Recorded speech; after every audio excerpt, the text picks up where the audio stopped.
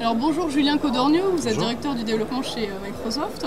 On va parler des startups françaises aujourd'hui. Est-ce que vous pouvez nous dire quels sont les points forts et les points faibles des startups françaises, notamment par rapport aux startups américaines? En fait, de ce qu'on voit sur le marché français, on constate que les startups et les entrepreneurs français ont des vrais talents en termes d'ingénierie logicielle. Donc c'est des gens qui savent développer des logiciels de très bonne qualité, qu'on ne retrouve pas en Inde, en Chine ou aux États-Unis. Et ils sont souvent primés lors des concours de développement logiciel organisés par des gens comme Microsoft ou les instituts indépendants. Donc c'est des très bons ingénieurs. Donc c'est la force principale des startups françaises. Le point faible par contre, c'est qu'ils ont des talents en termes de compétences marketing et vente qui sont un peu moins prononcés que chez nos amis américains. Donc ce qui fait qu'on a beaucoup de startups avec des brevets extrêmement intéressants et des vraies technologies fortes, mais qui ne savent pas forcément le vendre et l'exporter.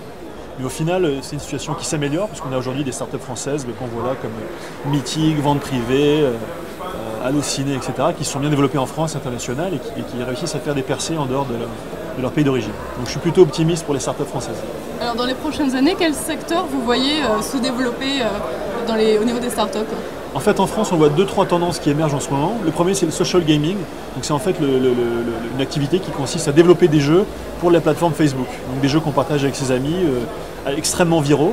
Donc, ça permet de toucher 1, 2, 3, 4 millions d'utilisateurs extrêmement rapidement. Donc, on voit des sociétés en France comme Kobojo, comme Envoice, comme Waker Entertainment qui se développent là-dessus et qui ont, en l'espace de quelques semaines, déjà des millions d'utilisateurs et des millions d'euros de chiffre d'affaires. Un autre secteur intéressant, c'est tout ce qui est le social commerce, donc le fait de partager les bons plans locaux avec ses amis. C'est des modèles inspirés de Groupon aux États-Unis. Et il y a en France des acteurs comme Vente Privée, le Bon Privé dans le domaine des bons de réduction, Resto Privé dans le restaurant, qui émergent sur ce secteur-là. Donc encore une tendance intéressante. Et la troisième tendance, c'est tout ce qui est cloud computing, donc le fait d'utiliser le nuage informatique déployé par des gens comme Microsoft ou certains de nos concurrents, qui permet à des sociétés de traiter des montants de data qu'elles ne pouvaient pas traiter avant, en utilisant des data centers hébergés par des sociétés comme Microsoft. Et ça ouvre un champ des possibles extraordinaire pour les gens qui ont besoin de processer des données extrêmement importantes et de faire émerger des data qui étaient invisibles et qui deviennent visibles grâce à ces supercalculateurs. Alors une dernière question sur le Windows Phone 7. Vous pensez vraiment qu'il va réussir à convertir les fans d'iPhone? En toute objectivité, c'est un terminal extrêmement intéressant. En tout cas, c'est une alternative.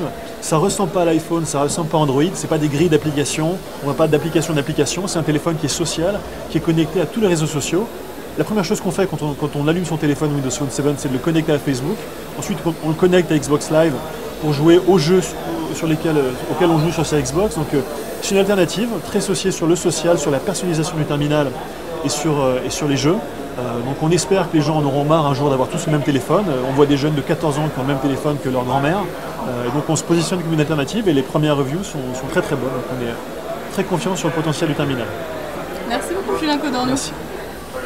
3 minutes? Oui. C'était parfait. Je vais vous demander de